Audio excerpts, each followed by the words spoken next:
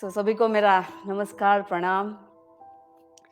तुलसी खुसरो साहित्य संगम मंच के निर्माता राष्ट्रीय कवि श्री शरदकांत जी मिश्रा को मेरा नमस्ते। राष्ट्रीय गीतकार श्री बलराम जी और जाने माने साहित्यकार श्री सत्यन भाई परवेज जी, तोकीर कमर जी और सोनियाक सोनम जी, अमेरिका से जुड़े हुए कौशिक भाई और मुकेश परीख जी को सबको मेरा नमस्ते, सबको मेरा वंदन, सबको मेरा प्रणाम। डॉक्टर इरोज वाजा is also there. Thank you for joining sir.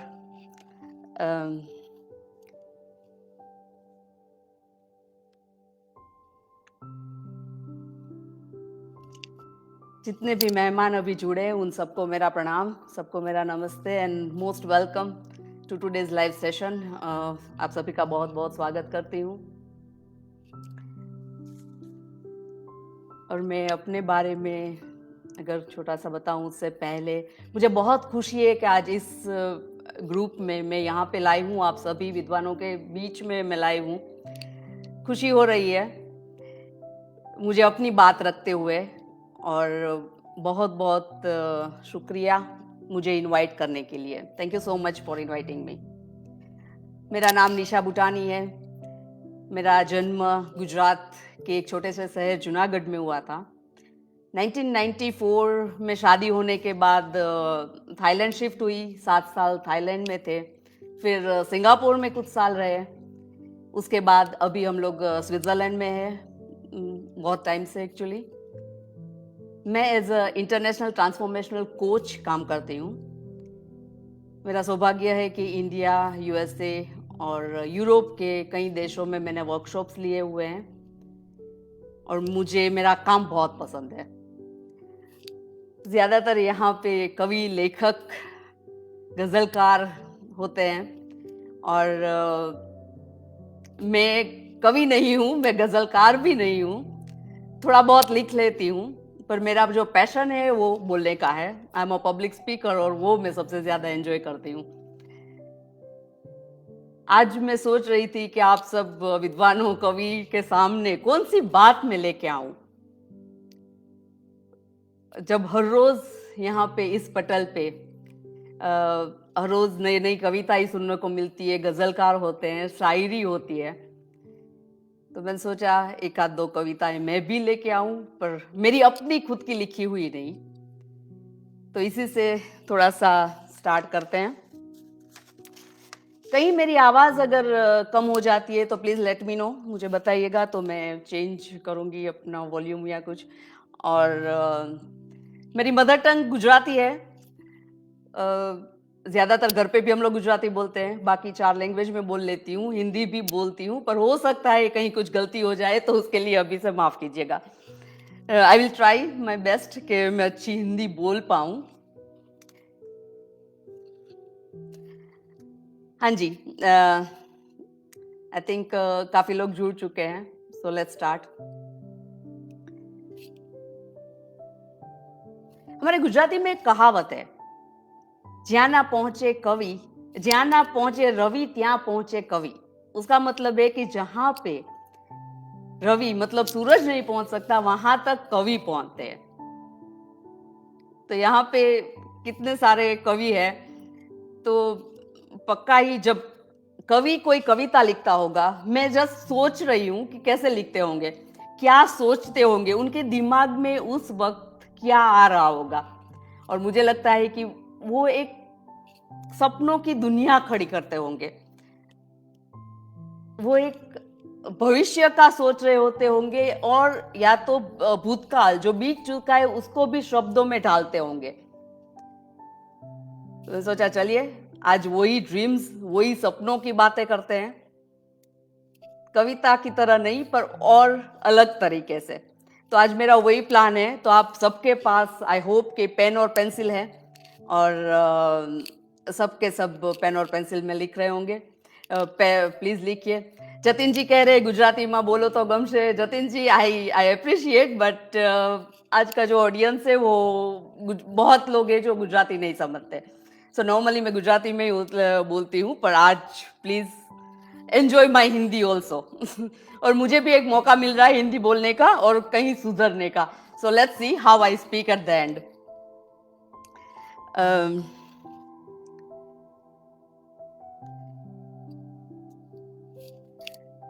So as I start, आप सबके बहुत सारे सपने होंगे। चलिए उन दिनों को याद करते हैं, अपने पुराने दिनों को जब सपने देखे थे। चलते हैं उस टाइम पे जब हम 10th स्टैंडर्ड में थी। अब 10th स्टैंडर्ड में जब हम थे तब हम लोग कौन से सपने देखते थे, क्या सपने देखते थे? जितनों को याद है उनको वो नोट डाउन कर लीजिए। कौन कौन से सपने थे जो आप देखते थे जब आप 10th स्टैंडर्ड में थे? See this is a workshop, मुझे आदत है वर्कशॉप लेने की, तो मैं चाहती हूं कि सबका इन्वॉल्वमेंट हो। अब हम लोग बात तो नहीं कर सकते, एटलीस्ट आप लिख सकते हैं। तो आप या तो इसमें कमेंट में लिख सकते हैं आपने आपके सपने, या फिर आप अपनी नोटबुक में लिखिए, अपने लिए लिखिए। बाद में यही नोट्स आपको आगे जाके भी काम आएगी। सो आपके सपने जब आप 10th स्टैंडर्ड में थे तब क्या सपने आपने देखे थे, उसके बारे में बात करते हैं। सो प्लीज राइट डाउन, मैं आपको कुछ सेकंड्स देती हूं, आप जस्ट एक एक पॉइंट लिख लीजिए क्या क्या वो सपने थे।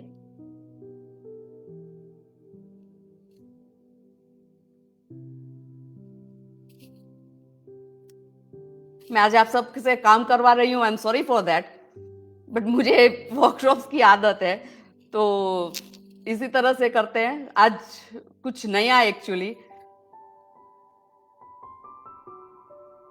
Thank you Subhash ji, thank you Bharat भाई।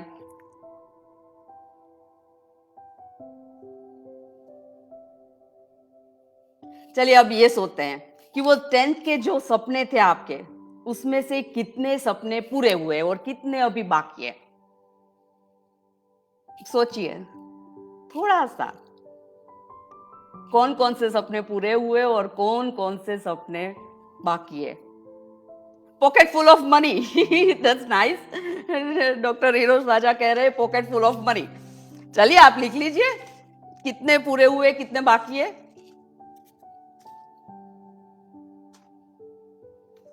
राजुल बेन कह रही है I wanted to be a good woman. You are Rajul ben, आप बहुत ही अच्छे इंसान हो।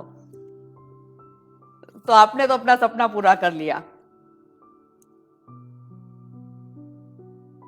बेस्ट एंकर बनना, सोनिया जी कह रही है आई एम श्योर, मैं आपको देखा हुआ है इसमें, और आई एम श्योर कि आप बेस्ट एंकर होंगे ही, और कभी सुनने का भी मौका मिलेगा। माया बेन को बनना था डॉक्टर।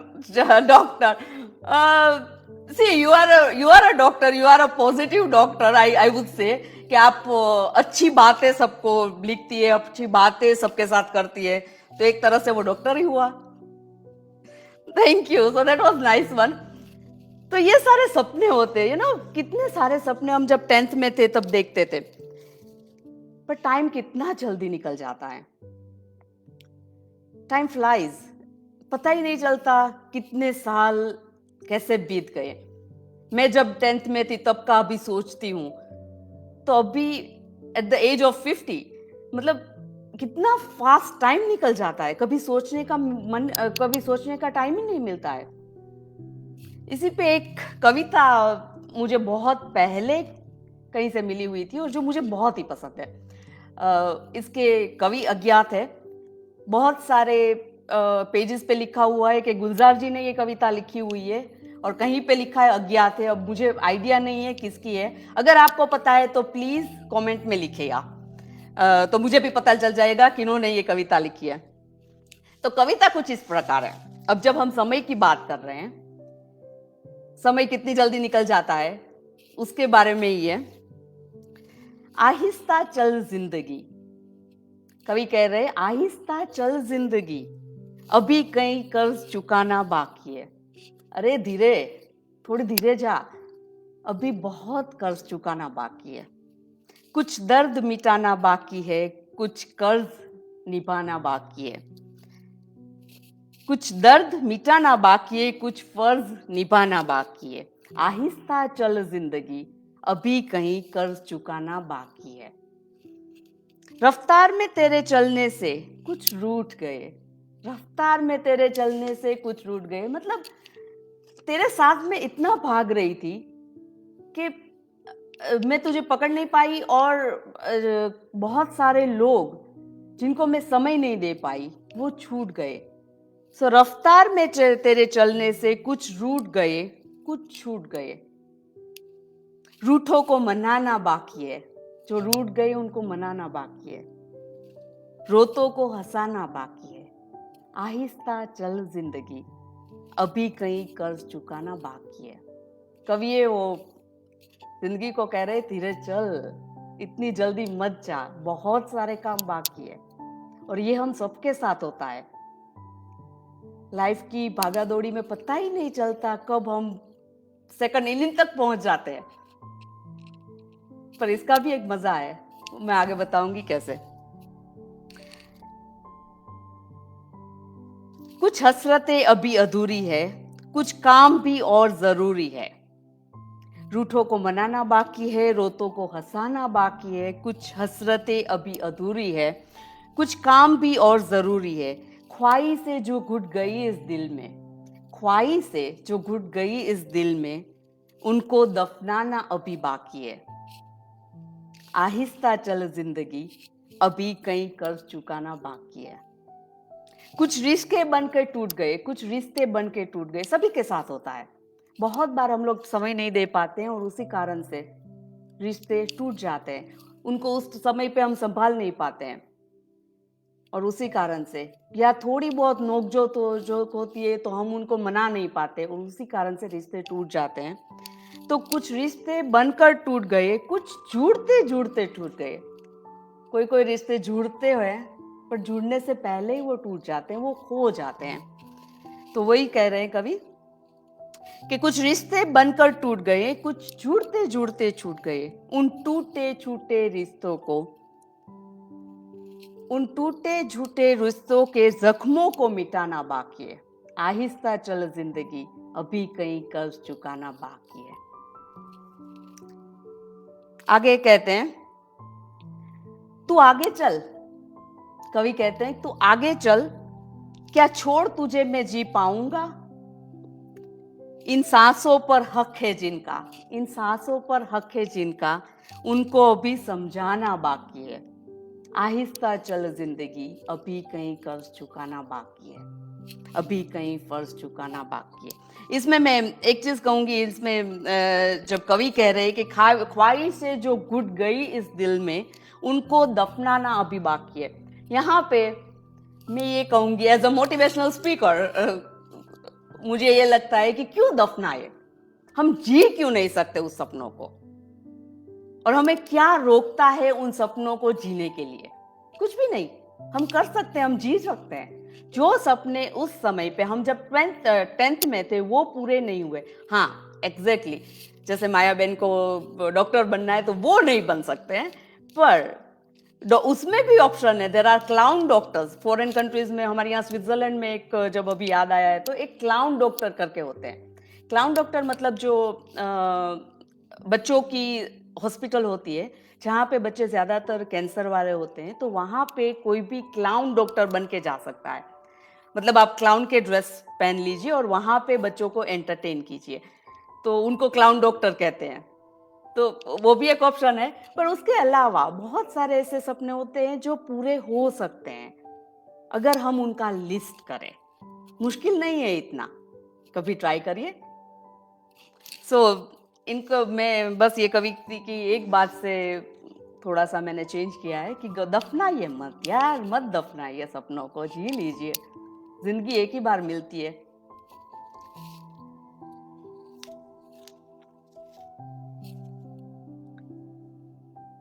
आई होप आप सबको ये कविता पसंद आई होगी। मेरी लिखी हुई नहीं है, पर जिन्होंने भी लिखी है बहुत ही खूबसूरत लिखी है। चलिए इसी बात पे एक और बात करती हूँ। एक इंसान थे, एक स्टोरी कहती हूँ छोटी सी। एक कोई भाई थे, उन्होंने एक दिन ऑल ऑफ सडन बहुत ही बढ़िया पार्टी रख दी घर पे। किसी को कुछ पता भी नहीं था, सबको इनवाइट कर लिया, एक ही दिन में इनवाइट कर लिया और इतनी बड़ी पार्टी। सब लोग सोचने लगे कि इतनी बड़ी पार्टी क्यों रखी होगी इन्होंने। ऑल ऑफ सडन कुछ प्लान भी नहीं था। पर एनीवे पार्टी का नाम था तो सब लोग गए, सब लोग पहुंच गए और पार्टी सही में बहुत ही बड़ी थी।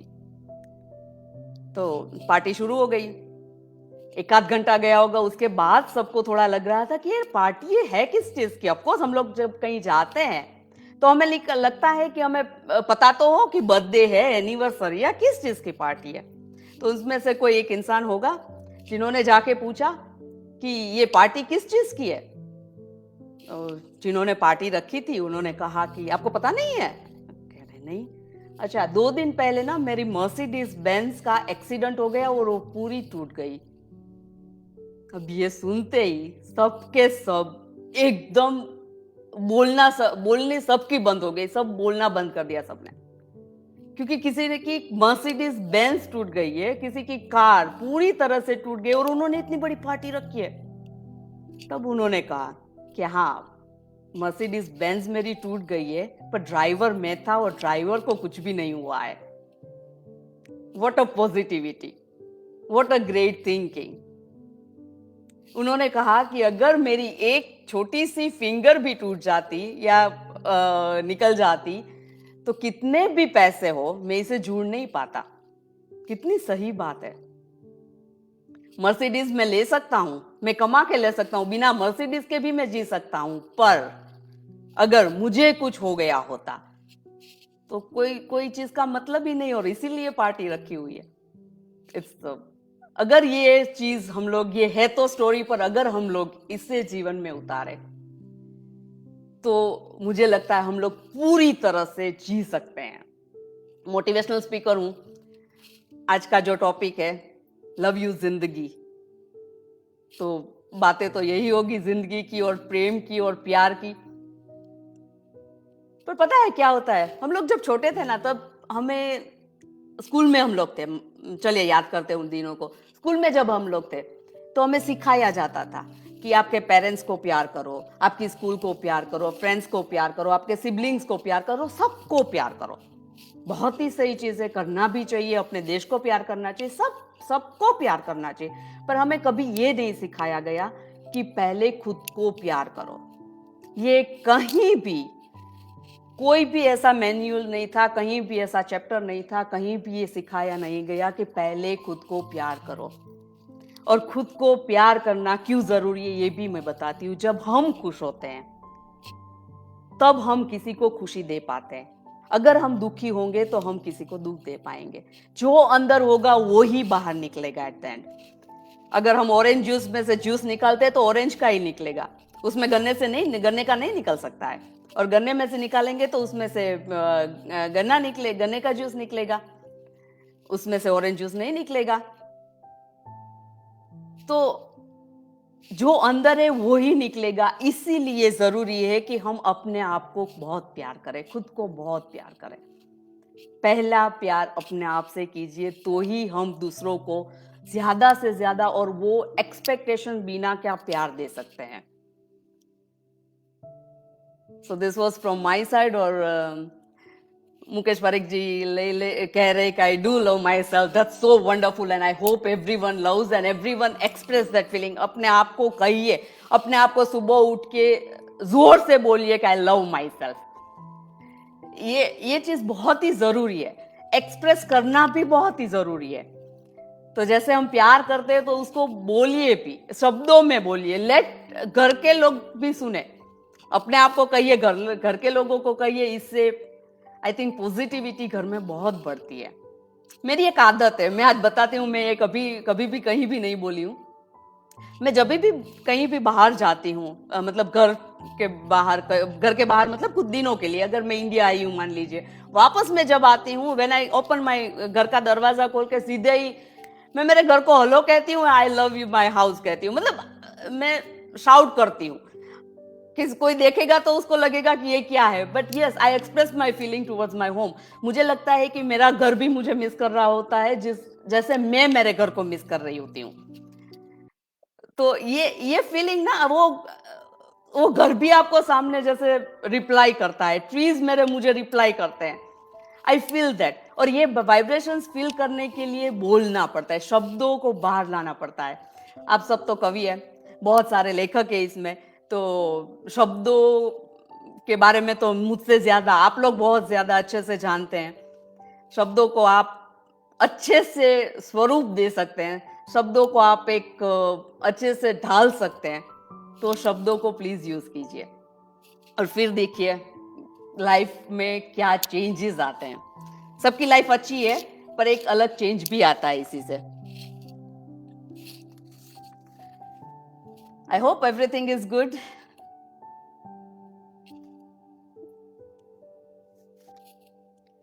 समय की जब हमने बात की है तो एक और छोटी सी स्टोरी कह देती हूँ। एक गिलहरी थी। गिलहरी ने एक शेर के वहाँ, लायन के वहाँ काम करना शुरू किया। और लायन ने कहा कि जैसे ही तुम रिटायर्ड होगी मेरे वहाँ से काम करने के बाद, और अगर तुम अच्छा काम करोगी तो मैं एट द एंड तुम्हें 10 किलो अखरोट एज अ बोनस दूंगा। गिलहरी बहुत खुश हुई, उसने जम के काम किया। जब तक रिटायर्ड नहीं हुई तब तक उसने काम किया। और जैसे रिटायर्ड हुई तो जैसे शेर ने कहा था, लायन ने कहा था, उस हिसाब से उनको 10 किलो अखरोट दिए गए। वो इतनी उस दिन खुश थी कि आज घर जाके मैं सारे अखरोट खाऊंगी। भागी भागी घर गई, और जैसे ही उसने खाना शुरू किया तो वो खा नहीं पाई। उसके दांत में इतनी ताकत नहीं रही थी, इतना काम किया था, इतना काम किया था कि उसकी ताकत सारी चली गई थी। तो 10 किलो अखरोट उसके सामने थे, तो उसका वो मजा नहीं ले पा रही थी। लाइफ में भी जब हम कभी ठहर जाते हैं ना, तब हमें ये एहसास होता रहे कि सब कुछ है, पर वो जी नहीं पाए, या तो वो समय नहीं रहा, या तो और जिम्मेदारियों खत्म करने में हमारा वो समय चला गया। सबके साथ होता है, किसी को ज्यादा होता है, किसी के साथ कम होता है, पर ज्यादातर लोगों के साथ ये होता है, और वो चाहे दुनिया के किसी भी कोने में हो। एक और बात कर लेते हैं, ये मुझे बहुत ही पसंद है। एक अपनी गेम थी, जब छोटे थे तब खेलते थे, लेमन एंड स्पून, जिसमें वो चम्मच में लेमन रखना है और दौड़ना है। अब ये जो गेम थी उसमें ये होता था कि आपको स्पून और उसके ऊपर लेमन रख के सबसे पहले पहुंचना है, तो आप विनर है।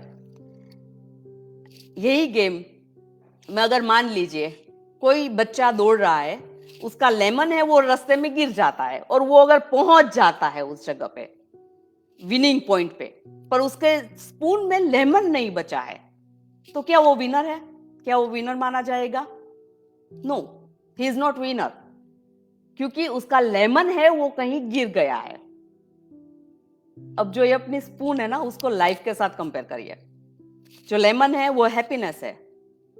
आप भाग रहे हैं, या हम भाग रहे हैं, या मैं भाग रही हूं, विनिंग लाइन तक पहुंच जाती हूं, मैं विन हो जाती हूं, पर जो लेमन है वो रास्ते में गिर गया, तो एम आई विनर? नहीं, तो मैं विनर नहीं रहूंगी, क्योंकि जो हैप्पीनेस है, लाइफ का मकसद ही हैप्पीनेस है, अगर वो ही कहीं गिर गया है तो आई एम नॉट अ विनर। ये गेम मुझे सही में पसंद है, और जब भी मैं ये गेम बच्चों को खेलते हुए या कहीं भी देखती हूँ तो मुझे ये चीज़ बहुत याद आती है कि जो लेमन है वो हैप्पीनेस है। तो अगर भागते भागते कहीं गिर जाता है कभी, तो उठा के फिर रख दीजिए, बेटर है। उसके साथ ही भागिए, विनिंग तभी होगी। So that was one more story. अब मेरे पास आपके लिए एक क्वेश्चन है। क्वेश्चन ये है कि आपके लिए खुशी का मतलब क्या है? What does happiness means to you? अब मैं चाहूंगी कि आप सभी 1 मिनट अपना देके ये क्वेश्चन को प्लीज आप सोचिए कि आपके लिए खुशी का मतलब क्या है। कुछ भी हो सकता है, क्या है पर वो फ्रेंड्स के साथ बात करना, फैमिली के साथ टाइम बिताना, घूमने जाना, या आपको कुछ हॉबीज सीखनी थी वो करना, कुछ भी हो सकता है। What does happiness means to you? What is happiness for you?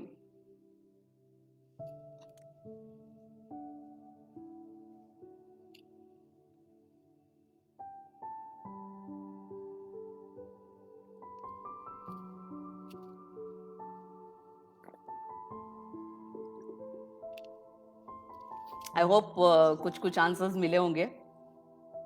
Family, Kaushik ji कह रहे हैं family. Okay, that's very nice.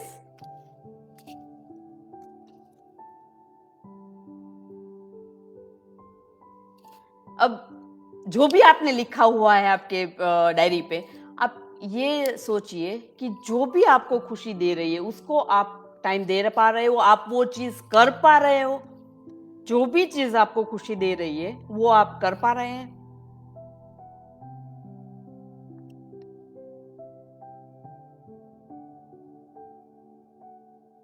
Doctor Neeraj बाजा कह रहे हैं happiness is a state of mind, it has nothing to do with worldly things. Correct. सबके लिए अलग अलग होता है. आपके लिए स्टेट ऑफ माइंड है. I don't read that.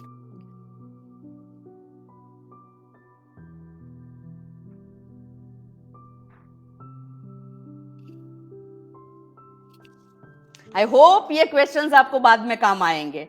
जब आप अकेले में बैठेंगे तब आप ये क्वेश्चंस फिर रिवाइव कीजिए. आप सोचिए कि आपके लिए खुशी क्या है और वो खुशी पाने के लिए आप वो कर पा रहे हैं या कर रहे हैं.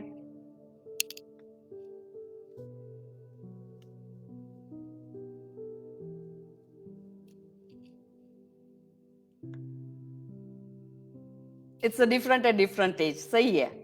अलग अलग टाइम पे अलग अलग. तो अभी का सोचिए आप, अभी आपके लिए खुशी क्या है. ये क्वेश्चंस आप रखिएगा और जब आराम से आप बैठे तब आप सोचिएगा कि what does happiness means to you. और आपको जो भी चीज खुशी दे रही है वो आप कर पा रहे हैं या आप कर रहे हैं, उसे पूरा समय दे रहे हैं. तो ये आप बाद में सोचिएगा. चलिए मैं आपके साथ एक दो मेरे अभी हुए कुछ अनुभव शेयर करती हूँ. एक्चुअली अभी मुझे शब्द अच्छा नहीं लगता है पर अच्छी बातें इसमें से निकल के आई है वो मुझे शेयर करनी है. अप्रैल और मई में जब कोरोना बहुत पीक पे था उस टाइम पे मैंने अपने फेसबुक पे, जो मुझे जानते हैं उनको सबको पता है कि मेरे फेसबुक पे मैंने मेरे नंबर्स दिए हुए थे और सबको कहा हुआ था कि जिनको भी ज़रूरत है किसी से के बात करने की, अपना दिल खोल के बात करने की, तो मुझे कॉल कर सकते हैं. और उस समय पे बहुत सारे कॉल्स आते थे. दिन में करीब करीब 35-40 कॉल्स तक चले जाते थे और एक महीने तक ये चला. जिनको कोरोना था वो कॉल करते थे, उनके रिलेटिव्स जो बहुत ही दुखी थे वो कॉल करते थे. तो ये बहुत सारी चीजें ये चल रही थी.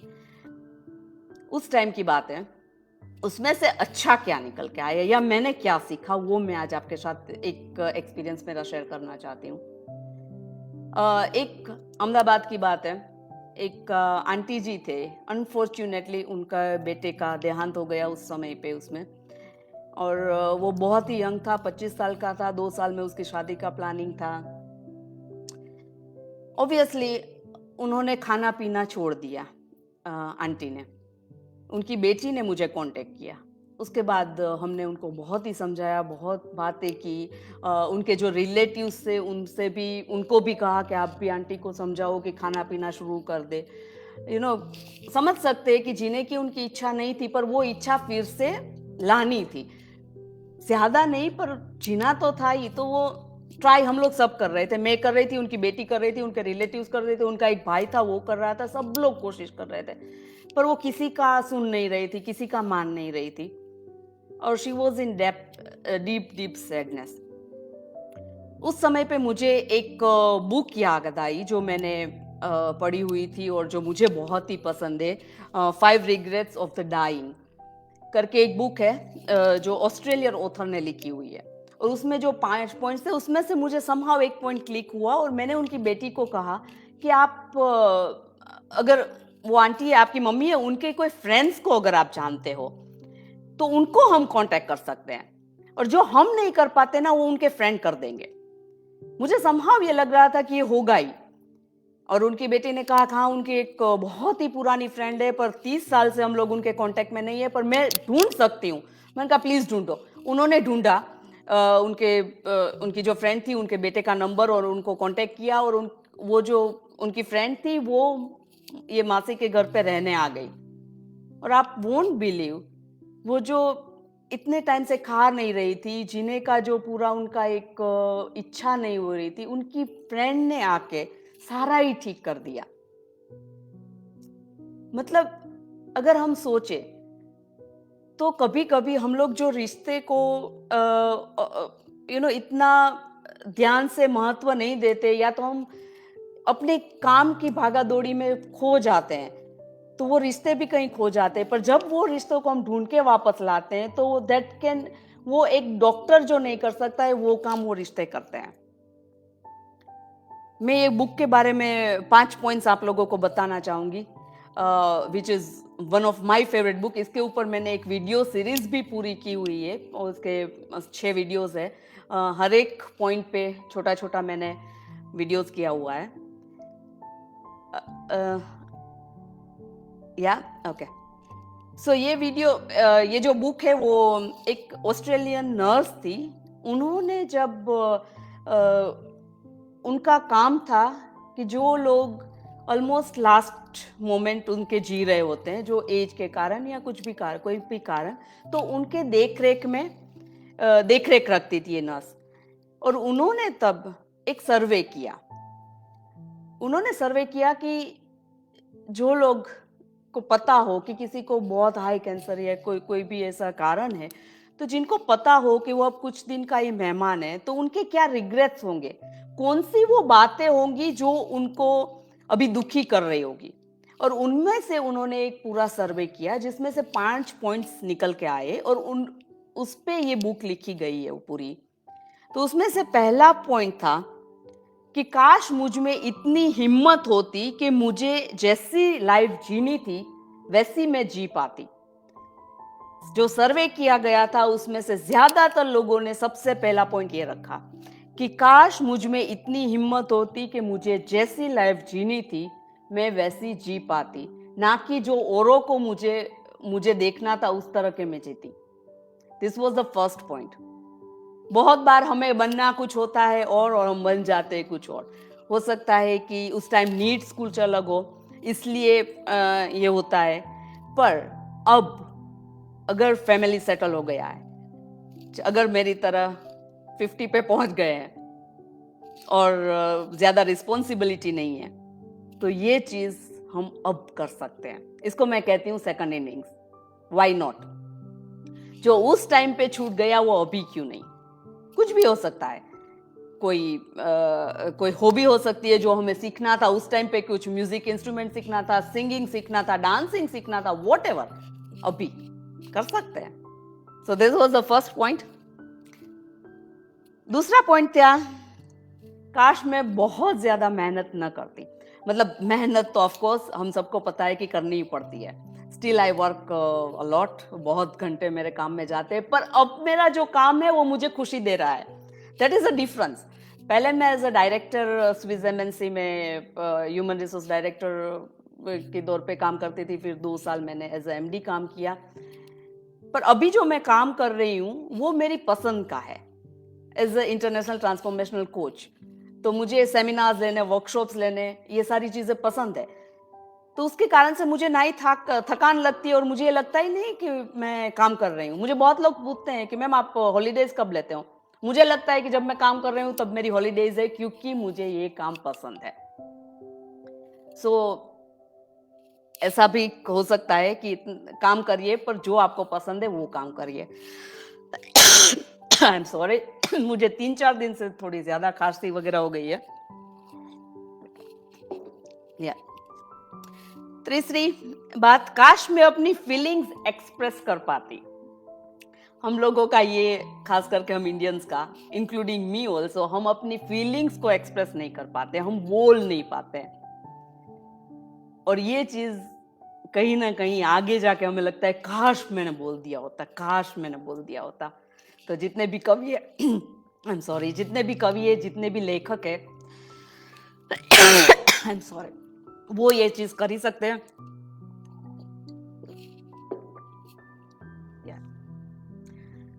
सो एक्सप्रेस योर फीलिंग। मैंने मेरे वीडियो में ये चीज बताई थी कि शादी के बाद तो हम लोग शायद अपना प्यार जताना वो सब चीजें भूल ही जाते हैं। एज अ ग्रांटेड ले लेते हैं या कुछ भी, तो ये चीजें प्लीज एक्सप्रेस करिए। I am really sorry.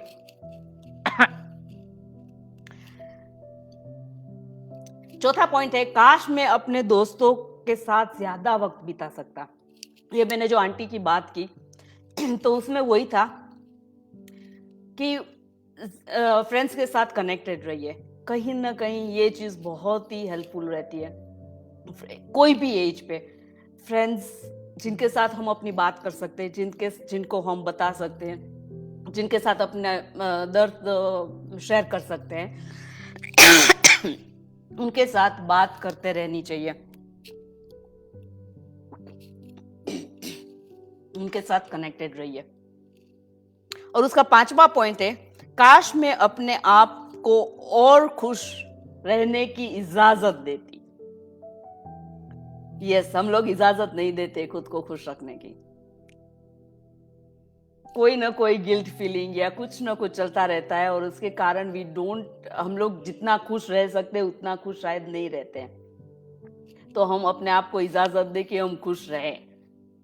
जितना खुश हम रहेंगे उतना हम आसपास वालों को खुश रखेंगे।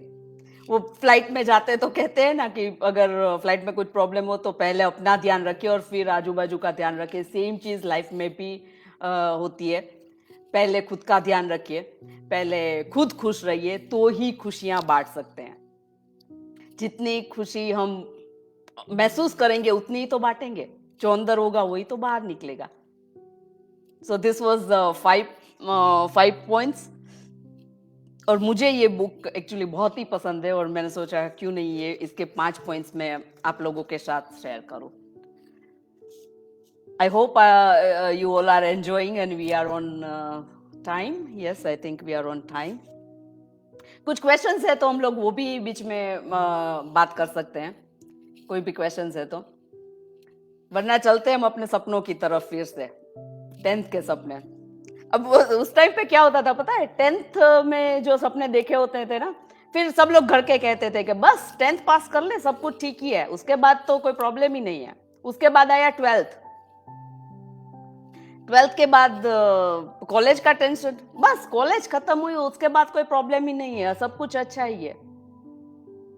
कॉलेज खत्म हुई तब तक नौकरी की चिंता, नौकरी के बाद छोकरी की चिंता, वो सब कुछ सेट हो गया तो बच्चे हो गए। और देखते ही देखते बच्चों का 10th स्टैंडर्ड आ गया और फिर से वही साइकिल शुरू हो गया। So that's life. पर इसमें से खुद के लिए टाइम निकालना बहुत ही जरूरी है। अगर हम अपने लिए टाइम निकालते हैं तो वो टाइम का बेस्ट यूज कीजिए, जो आपको पसंद है वो चीज करने में। एक बार मैं वर्कशॉप ले रही थी और ये बात है नवसारी की, और एक यही टॉपिक पे बात हो रही थी, बुक की और 5 पॉइंट्स की। और उसमें से जैसे ही फ्रेंड्स का पॉइंट आया, एक अंकल थे, उन्होंने कहा कि मुझे बहुत ही इच्छा थी कि मैं मेरे फ्रेंड्स के साथ दिल्ली जाऊं, नवसारी से Delhi by motor bike, by bike. तो मैंने कहा अब जाइए आप। वो कह रहे क्या अब जाऊं मैं, आई एम ऑलरेडी 70, मैं अब नहीं जा सकता हूं। मैं ये बात कर रहा हूं जब मैं 25 का था तब की। तो मैंने कहा तब आपको जाना था बाइक में, अभी आप अपने फ्रेंड्स को लीजिए और कार में जाइए, बाइक में मत जाइए, पर एटलीस्ट इतने सपने तो आपके पूरे होंगे। और आई एम सो ग्लैड कि उन्होंने वो किया। उन्होंने कहा कि भाई सारे फ्रेंड्स भी नहीं है। मैंने कहा जितने हैं उतने जाइए। तो वो कुछ फ्रेंड्स को लेके बाइक कार दिल्ली गए, और उनको जो एक फ्रेंड्स के साथ घूमने जाने का था, बहुत और जगह भी गए होंगे ये, पर ये दिमाग में था कि अच्छा मुझे जाना था उस टाइम में बाइक पे। तो ये छोटी छोटी चीजें बहुत ही खुशियां देती है, और यही छोटी छोटी चीजें जब अंदर रह जाती है ना, तब दुख भी बहुत देती है। तो इन सब को जो भी आप लिस्ट कर पाए, उन सब चीजों को, उन सब बातों को आप लिस्ट कीजिए और अपनी तरफ से पूरी करने की कोशिश कीजिए। आई वुड से लाइफ में ये सारी छोटी खुशियां ही लाइफ को अच्छी बनाती है या सुंदर बनाती है।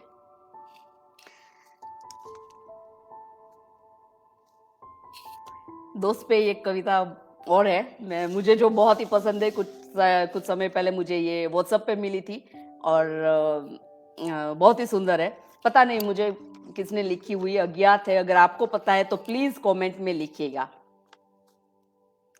देखी जो नज्म मेरी, नब्ज नॉट नज्म, सॉरी। देखी जो नब्ज मेरी, हंसकर हंसकर बोला वो हकीम। देखी जो नब्ज मेरी, हंसकर बोला वो हकीम। जा जमाले महफिल पुराने दोस्तों के साथ, जा जमाले महफिल पुराने दोस्तों के साथ, तेरे हर मर्ज की दवा वही है। मुझे बहुत ही अच्छा ये लगा कि जमाले महफिल अपने दोस्तों के साथ, तुझे कुछ नहीं हुआ है। जब तू तेरे दोस्त के साथ बैठा होगा, तेरी सारी बीमारियां चली जाएगी। सो जमाले महफिल अपने पुरानों दोस्तों के साथ, तेरे हर मर्ज की दवा वही है, मतलब दोस्त है। दोस्तों से रिश्ता रखा करो जनाब, दोस्तों से रिश्ता रखा करो जनाब। ये वो हकीम है जो अल्फाज से इलाज कर दिया करते हैं। ये वो हकीम है जो अल्फाज से इलाज कर दिया करते हैं। इट्स सो ब्यूटीफुल कि दोस्तों से दोस्ती रखिए, दवाई की भी जरूरत नहीं पड़ेगी। अपने सिर्फ लफ्जों से, कुछ अच्छे लफ्जों से इलाज कर देंगे। खींच कर उतार देते हैं उम्र की चादर। कौन? फ्रेंड्स। खींच के उतार देते हैं उम्र की चादर। ये कमबख्त दोस्त कभी बूढ़ा नहीं होने देते हैं। So beautiful. और कितनी सही बात है। जब अपने फ्रेंड्स के साथ होते हैं, मान लीजिए मैं अभी मेरे फ्रेंड्स के साथ हूं, तो मैं कैसे बिहेव करूंगी? वैसे ही जैसे मैं बचपन में थी, क्योंकि वो बचपना बाहर निकल ही आता है जब फ्रेंड्स के साथ होते हैं। तो हम जब ये टॉपिक आज लिया हुआ है, लव यू जिंदगी, तो इसमें फ्रेंड्स, फैमिली, ये चीजें खास है जिंदगी में, लाइफ में। और क्या है? Family, friends. तो फ्रेंड्स के बारे में, फैमिली के साथ तो हम रहते ही हैं, तो फ्रेंड्स को हम लोग अपने काम के चक्कर में भूल जाते हैं। तो उन्हीं के लिए आज ये है। बच्चे वसीयत पूछते हैं। बच्चे क्या पूछते हैं? कितना छोड़ के जा रहे हो? तो बच्चे वसीयत पूछते हैं, रिश्ते हैसियत पूछते हैं। रिश्तेदार हैसियत पूछेंगे, कहाँ पहुंचे भाई, कितना कमाया, क्या है क्या नहीं है। वो दोस्ती है जो आपकी खैरियत पूछते हैं। दोस्ती ऐसे होते हैं जो आपकी खैरियत पूछते हैं, आप कैसे हो ये पूछते हैं। और अभी जब ये टाइम थोड़ा सा खराब है, थोड़ा सा नहीं, बहुत ज्यादा, बहुत लोगों के लिए खराब था 2 साल जो गए हुए हैं, इस समय पे हमें फिर से जुड़ना होगा उन लोगों के साथ जो हमें खुशी देते हैं, जो हमें समझ सकते हैं, जिनके साथ हम खुल के बात कर सकते हैं। और ये मेरे अपने एक्सपीरियंस से कह रही हूँ। 1 महीना जो मैंने हर रोज 35 to 40 लोगों के साथ बात की है मैंने, उससे मुझे ये समझ में आया है कि लोगों से जुड़े रहना कितना जरूरी है। बहुत से लोग थे, बहुत से ऐसे लोग थे जो बिल्कुल अकेले हो गए थे। उनको समझ नहीं आ रहा था वो किससे बात करे। एक एक ऐसी यंग जनरेशन भी है अभी, जो मुझे अब पता चल रहा है कि जो अपने काम के चक्कर में, आपके काम के कैरियर में, अपने जो पड़ोसी है उनके साथ भी रिलेशंस नहीं रख पा रहे हैं। वो जानबूझ के नहीं करते हैं, पर उनके पास इतना टाइम ही नहीं है कि वो अपने पड़ोसी कौन है, अपने रिश्तेदार से बात करे, कुछ भी नहीं कर पाते, ना ही फ्रेंड्स के साथ कनेक्ट रह पाते हैं। समझ सकते हैं, पर ये समय निकालना पड़ेगा। क्योंकि जब ये अभी 2 साल जो गए हैं, भगवान करे आगे कभी भी ना आए, पर फिर से हमें सबके साथ जुड़ना पड़ेगा। स्टार्ट कीजिए अपने दोस्तों से। यंग जनरेशन अगर कोई है यहाँ पे, तो मैं उनको कहूंगी कि अपना समय काम कीजिए, पर साथ में जुड़े रहिए लोगों के साथ, जुड़े रहिए अपने फ्रेंड्स के साथ, जुड़े रहिए अपने रिश्तेदार के साथ। जब अकेले हो जाते हैं तब यही काम आते हैं। और हम कहते हैं ना कि हो सकता है कि मिलियन में फॉलोअर्स हो, पर इंसान अकेला फिर भी हो सकता है। फ्रेंड्स और फॉलोअर्स में फर्क होता है। So please connect with your friends. क्योंकि वो ही आपकी खैरियत पूछेंगे, वही पूछेंगे कैसा है दोस्त। और अगर आप डाउन है या आप ठीक नहीं फील कर रहे हैं तो वही कहेगा चल चाय पी के आते हैं, और वो उनके साथ बैठ के एक कप चाय सारा ही दर्द मिटा देगी। सो देखी जो नब्ज मेरी,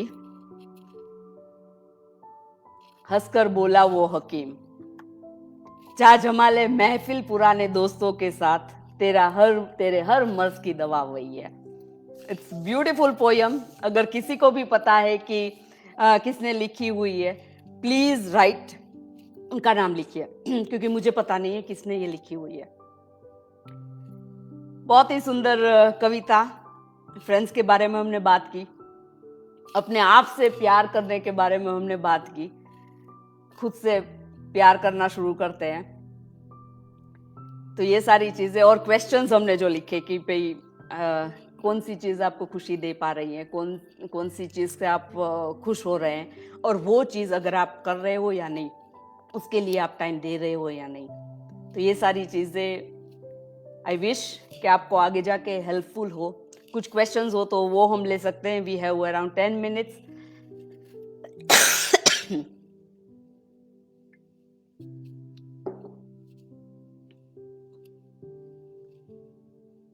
मेरा गला थोड़ा सा ज़्यादा ही खराब है, तो मैं अच्छे से आई थिंक प्रेजेंट नहीं कर पाई, पर कोशिश कर रही हूँ। कवि शरद कांत मिश्रा कह रहे हैं, जा जमा ले महफिल दोस्तों के साथ। यस एग्जैक्टली, जा जमा ले। आज एक काम करते हैं, चलिए ना, आपके यहाँ इंडिया में अभी कितने बजे? अराउंड 9:45, 40 या 9:45 के करीब। तो फोन उठाइए इसके बाद और अपने फ्रेंड्स को फोन कर ही लीजिए। मैं भी आज वही करती हूँ। और चलिए बात करते हैं अपने अपने दोस्तों से, so that will be good. कुछ क्वेश्चंस है तो प्लीज मैं ले सकती हूँ। We can take some questions.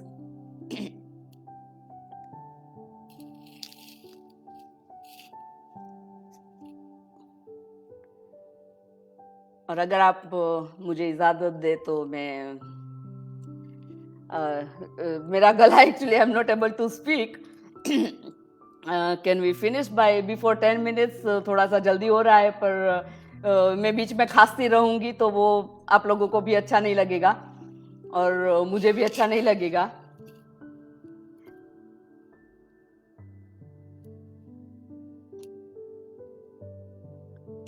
Thank you so much. I would like to leave now. It was so wonderful. बहुत बहुत आभारी हूँ आप सबकी कि मुझे आप लोगों ने सुना, और मुझे बहुत ही अच्छा लगा। कभी अगर मौका मिला तो फिर वापस आऊँगी, और बिना खांसी के आऊँगी, जब आऊँगी तब बिना थ्रोट इन्फेक्शन के आऊँगी, तो अच्छे से और हम लोग बात कर सके। Thank you all of you, it was really nice. मैं चाहती हूँ कि और भी अभी कुछ देर रुक जाती, पर माई थ्रोट इज मुझे जवाब दे रहा है अभी ये। So thank you Kaushik ji. I hope it's okay that I can leave. Thank you all of you. नमस्ते और सबको मेरा प्रणाम। नवरात्रि की बहुत बहुत बहुत शुभकामनाएं सबको, और ये नवरात्रि आप सबके लिए बहुत ही अच्छी जाए। आप सब जो चाहे वो पाए, उसी ऐसी भगवान से प्रार्थना, ऐसी माता जी से प्रार्थना। Thank you so much. Thank you all of you.